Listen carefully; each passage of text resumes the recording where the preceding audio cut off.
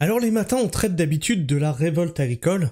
La révolte agricole, il n'y avait pas grand-chose à en dire dernièrement, mais truc de fou, en traitant la révolte agricole, il y a Patrick Legras qui a déterré un truc, qui est passé comme ça dans la matinale d'hier, et qui est devenu un truc énorme. Effet boule de neige, ingérence américaine, Nathalie Loiseau essaye de se défendre, mais paf, elle bloque les commentaires pour que personne puisse répondre, elle menace d'attaquer en justice.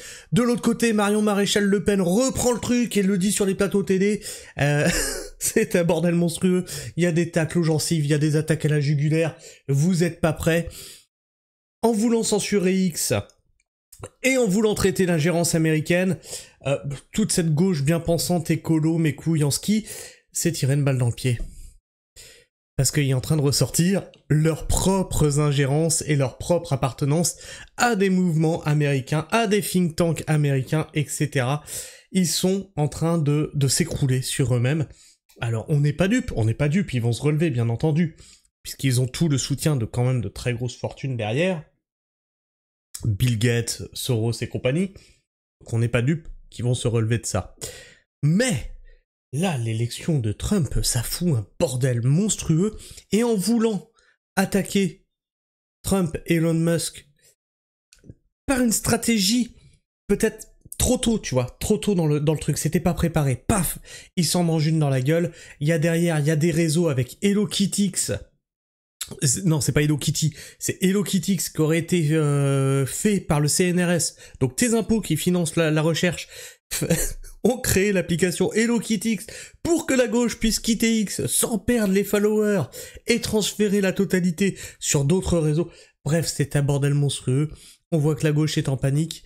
Ils ont attaqué, je pense, beaucoup trop tôt sur l'investiture de Trump et se sont mangés les pieds dans le tapis et sont en train de se tirer une balle dans le pied. Et vous allez voir, on va traiter ça. On va faire le tour de tout ça. Et c'était parti de ça hier qu'on a traité. Et c'était Legras Patrick, c'était pendant la révolte agricole, hein, Legras Patrick qui est de la coordination rurale, et qui nous dit « Voilà d'où vient une grande partie de nos problèmes avec l'écologie punitive, poussée par le lobbying des prétendues ONG indépendantes avec l'appui de certains députés français, à vomir de honte. » Et il nous retweetait ceci. Ingérence, Nathalie Loiseau, et la ministre Amélie de Montchalin sont membres du conseil de l'ECFR, une officine au service de l'influence de George Soros dans l'Union Européenne. On rappelle que derrière, il y a aussi BlackRock qui a poussé les... vous savez, les tokens, là, où c'est pour ça qu'on avait de plus en plus de trans, de LGBT, de féminisme, pas féminisme, néo-féminisme dans tout. Ces séries Netflix qui ont changé des personnages blancs par des personnages noirs, etc., etc. Et donc, au niveau de l'écologie, on a cela aussi. On a ça.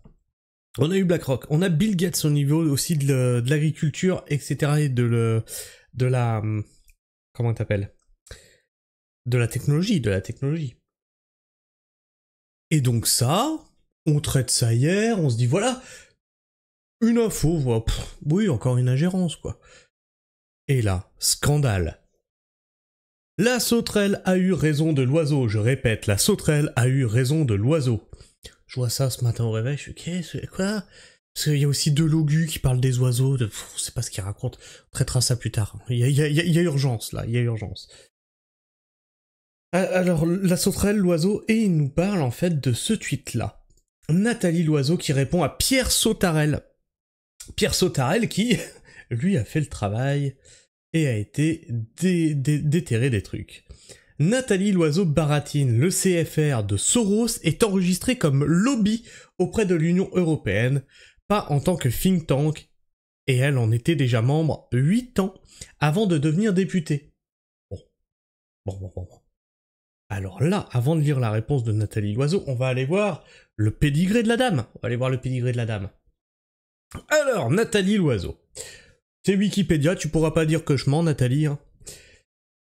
Elle était, notamment pendant la guerre en Irak, en 2003, porte-parole de l'ambassade de France aux États-Unis. Donc déjà là, tu vois, il y a lien.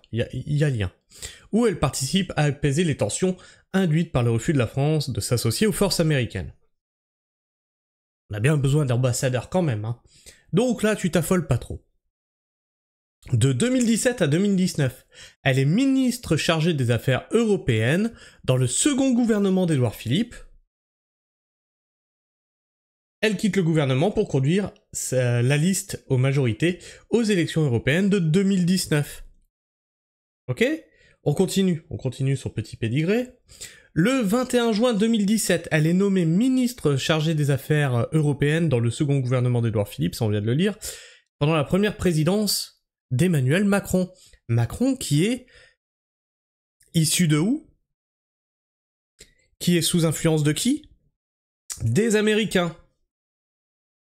Députée européenne, le 13 juin 2019, avant son entrée en fonction comme députée européenne, Nathalie Loiseau renonce à la présidence du groupe centriste au Parlement européen. Cette décision intervient après plusieurs maladresses, notamment des critiques de sa part, en off, à l'endroit d'Angela Merkel, de Manfred Weber et des élus du groupe ADLE, dont l'ex-premier ministre belge Guy Verhofstadt. Pour la réforme de l'ENA, en 2019, lorsque le président de la République Emmanuel Macron annonce son intention de supprimer l'ENA, Nathalie Loiseau se dit soulagée qu'on donne un coup de pied dans la fourmilière. Ben bien sûr, parce que tu supprimes l'ENA, et tu permets du coup à tout le reste, toutes les autres influences, de venir se placer là. Transition écologique. Quand je vous dis qu'en politique, ça ne leur sert qu'à vous soumettre et à vous taxer, voilà, elle est là. Lors de sa campagne pour les élections européennes de 2019, Nathalie Loiseau se positionne en faveur d'une transition écologique plus importante. Elle affirme que seulement 1% de l'épargne européenne est utilisée pour la transition écologique. En mai 2019, elle estime que 40% du budget de l'Union européenne devrait être destiné à la transition écologique. Ça vous va, ça? Quasiment la moitié du budget doit être pour l'écologie, pour leur écologie, parce que c'est pas de l'écologie. Donc on va revenir lire sa réponse. Faux et faux. ECFR est un think tank enregistré comme tel, et j'en suis pas membre, mais membre du conseil, et depuis moins longtemps que vous ne le dites. La vraie question est, pourquoi mentez-vous? Qui vous le demande? Pour qui roulez-vous? Ça mériterait une enquête journalistique, cet acharnement soudain. C'est bizarre parce que ça, d'habitude, c'est les complotistes qui te disent « Tu es payé par qui ?» Nathalie, t'es quand même au sommet de la pyramide. Tu peux pas la sortir, celle-là. On vient de déterrer un dossier où tu as des liens avec Soros. Et tu demandes à quelqu'un d'autre « Mais pour qui vous roulez ?» Petit rappel, je sais pas si vous vous rappelez du mouvement Femen. Ce mouvement qui a lancé justement le néo-féminisme. Qui y avait derrière des liens avec Soros? Oh, comme c'est bizarre! Et donc, ah merde, dis donc, elle est tellement sûre d'elle qu'elle a bloqué toutes les réponses et que seuls ceux qui sont mentionnés peuvent répondre, sauf qu'elle a mentionné personne. Alors qu'est-ce que les gens ils ont fait? Ben ils ont fait des citations. Alors on va aller voir les citations. Et Pierre Sautarel lui répond « J'appartiens au lobby Nivernais 2. Vous mentez. Le registre de transparence est une base de données qui répertorie les organisations qui tentent d'influencer le processus législatif et la mise en œuvre des politiques des institutions européennes. » Il nous met un screen avec « Registre de transparence, les organisations qui tentent d'influencer le processus législatif et la mise en œuvre des politiques des institutions européennes. » Et bam! Matt, un agriculteur qui nous dit... non, attention, parce que je vais le traiter plus tard. Seb Redneck qui nous dit « Elle a bloqué les réponses pour commencer à commence à menacer. Elle est en panique. » Mitch qui nous dit « En effet, ça mérite une enquête journalistique, cet acharnement soudain contre Musk. » Merci Sautarel. Parce que oui, ça c'est né comment, c'est venu comment? Parce qu'ils ont eu un acharnement sur Musk, parce qu'ils ont eu un acharnement sur Trump. Paf! On sort ils ont eu des dossiers qui leur ont pété à la gueule parce qu'ils ont des squelettes dans le placard. Et là, ils disent « Ah, mais il y a de l'acharnement !» Vous faites ça depuis 15 jours. On panique, la collabo, Nathalie Loiseau? Bah oui, et si on parle d'ingérence, principe d'égalité, faut parler des deux ingérences. Ah bah ouais, on va pas laisser ça comme ça quand même. Merci Musk d'avoir rendu X au peuple et de remettre ses cloportes à leur place. C'est pour ça qu'ils flippent. Parce que ça, avant, tac, ça aurait été supprimé. Facebook, ils auraient... Ah, dis donc, Ça, c'est pas dans la pensée unique, ça. Tu dégages ça. Donc, on va retourner sur la suite. Ah oui, alors ça aussi. Ça n'a rien à voir avec l'affaire, mais pour vous expliquer. Je vous ai mis, dans mon onglet communauté, une publication une citation de Gilles Verdez, qui disait « Le passe culture, c'est de gauche, le Puy du Fou, c'est de droite, donc le Puy du Fou n'est pas concerné par le passe culture. » Donc ils sont en train de te dire que tout ce qui ne pense pas comme eux doit être ostracisé. C'est la pensée unique, d'accord? Et là, alors là, celle-ci, je m'y attendais pas, parce que, alors, putain, la gaffe quand même, hein. Arrêt sur image accuse l'émission Le Big Deal de Vincent Lagaffe d'être d'extrême droite. De quoi? Lagaffe d'extrême droite? Putain, c'est pas possible. Mais vous êtes des fous. Et on continue dans la polémique. Oubliez pas de voter pour la note si vous la trouvez pertinente, comme elle a bloqué les réponses. Et c'est bien ça qui leur fait peur, tu vois. Donc Nathalie, elle a dit faux, c'est faux. Le CFR est un think tank enregistré comme tel et elle est pas membre, mais membre du conseil depuis moins longtemps. Nathalie, paf. La note des utilisateurs, parce que tu peux faire des notes avec des liens sourcés et tout, c'est ce qui va advenir sur Facebook et c'est bien ça qui leur fait peur. Les mensonges et compromissions de Madame Loiseau sont clairement démontrés dans les posts de Pierre Sautarel, dont les sources sont issues de la Commission européenne et entièrement vérifiables en ligne, avec des liens. Alors les liens renvoient sur le site FR de souche, mais c'est consultable en ligne sur le site de la Commission européenne. Puisque ces screens-là sont tirés de la Commission européenne du site. Bob Moran qui nous dit « L'oiseau est acculé et commence à parler chinois. Inversion accusatoire classique des traîtres macronards, macromonards, essaie de faire croire aux couillons que c'est elle qui influence le think tank. » Et donc il retweetait ça, Nathalie Loiseau-Baratine, donc ça on l'a vu, hein, on l'a vu dans les citations. Donc on voit qu'on a une Nathalie Loiseau en panique totale. Macron derrière doit claquer des genoux. Déjà qu'il est passé à 2 doigts de devoir poser sa démission, peut-être que Birgit va ressortir et va nous dire « Oh, mon mari mérite le respect. » Vous avez flingué la France. Vous haïssez la France et les Français. Vous détestez le peuple. Nathalie, Demos Kratos, ça t'évoque quoi? Tu sais, c'est là-dessus qu'on a basé démocratie. Vas-y, dis-moi, Demos Kratos, le latin, ça te parle un petit peu? C'est comment? Pierre Sautarel qui continue, et il dit « Et si ce que je dis est faux, vous m'attaquez en diffamation, Nathalie Loiseau? PS, pourquoi vous bloquez les réponses ?» Étonnant. Attends, on va lire les réponses qu'il y a là-dessous. Fais attention à toi. Ah oui, parce que non, mais eux, ils hésiteront pas, par contre, hein, t'envoyer des procès. Hein. On a vu d'ailleurs, je l'ai pas traité, mais on a vu que Birgit, elle a envoyé à une influenceuse américaine, comment qu'elle s'appelait, Candace, je sais plus, c'est Candace quelque chose, qui a mené une enquête justement, il y a des trucs trop chelous sur Brigitte, et elle lui a envoyé un courrier comme quoi elle allait être assignée en justice. Il ne faut pas lui en vouloir, c'est comme son passage au GUD, elle ne sait pas à quoi elle adhère. Ah oui, il y avait eu cette histoire aussi. Oh putain, oui. Ah là là là là là là. Ah mais elle traîne dans des trucs. Étudiante, Nathalie Loiseau a figuré sur une liste Saint-Igal d'extrême droite, et quand elle a dit qu'elle était au GUD, elle a dit « Ah oui, mais je savais pas, j'étais pas au courant, c'est pas ma faute, j'étais jeune, j'ai signé par hasard. » Ils sont trop forts. Mais vous êtes trop forts en fait. Hein. Pierre Sautarel et Ève de Souche.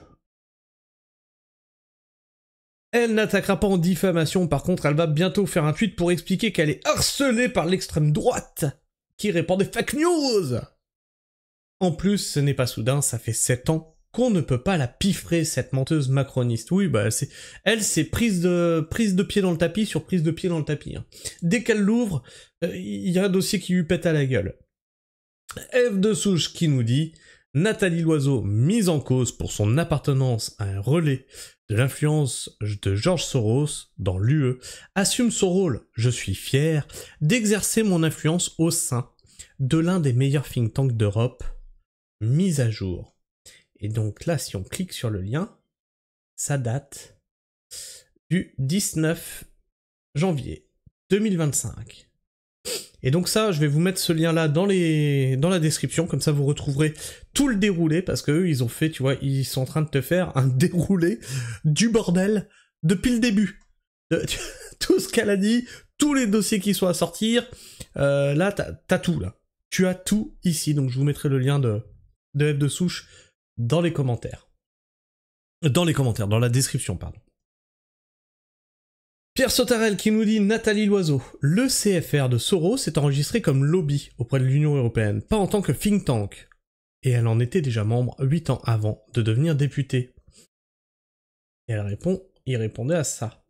Nathalie Loiseau qui disait ingérence et désinformation, pas de doute, Marion Maréchal est une experte de Poutine à Musk. Elle courtise tous ceux qui veulent mettre à mal nos démocraties. Arrêtez d'utiliser ce mot, vous savez pas ce qu'il veut dire. La démocratie, c'est pas toi. Hein, comme Mélenchon, il a dit, la République, c'est moi. Vous dites la démocratie, c'est moi. Non, la démocratie, c'est le peuple, bande de nazes.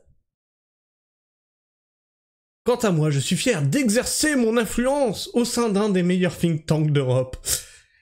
Elle persiste. Alors qu'elle est acculée. C'est incroyable. Et donc ça devient un sujet politique, puisque là, Marion Maréchal attaque à la jugulaire, et on va voir ça ensuite, Après avoir été mise en cause, Nathalie Loiseau livre sa profession de foi à l'égard de George Soros. Je suis fier d'exercer mon influence au sein de l'un des meilleurs think tanks d'Europe.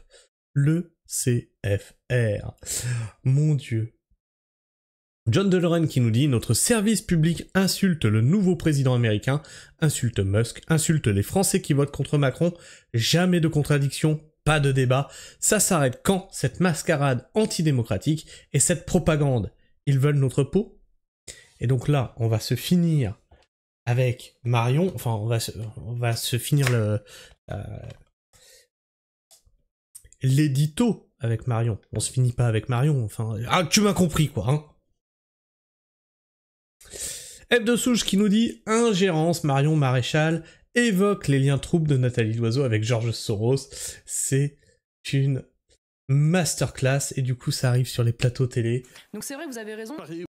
Hop là, attends, on va mettre un peu plus fort. Marion. Parleriez-vous aussi de complicité? Oui, mais vous savez, dans les ingérences étrangères, il y a les bonnes et les mauvaises ingérences étrangères, voilà. Je l'avais prédit. C'est le nom de ma vidéo d'hier. Il y a la bonne et la mauvaise ingérence. Tu vois, la bonne ingérence, la mauvaise ingérence, elle fait de l'ingérence comme ça, mais c'est de la mauvaise ingérence. La bonne ingérence, elle fait de l'ingérence comme ça en Europe, mais c'est pas pareil. C'est la bonne ingérence. Il y a les bonnes ingérences étrangères que tolère la gauche, voire qu'appelle de leur vœu la gauche, et il y a les mauvaises ingérences étrangères qui sont celles considérées comme venant de droite. Ils sont sur une fin de règne. Ils sont en panique totale.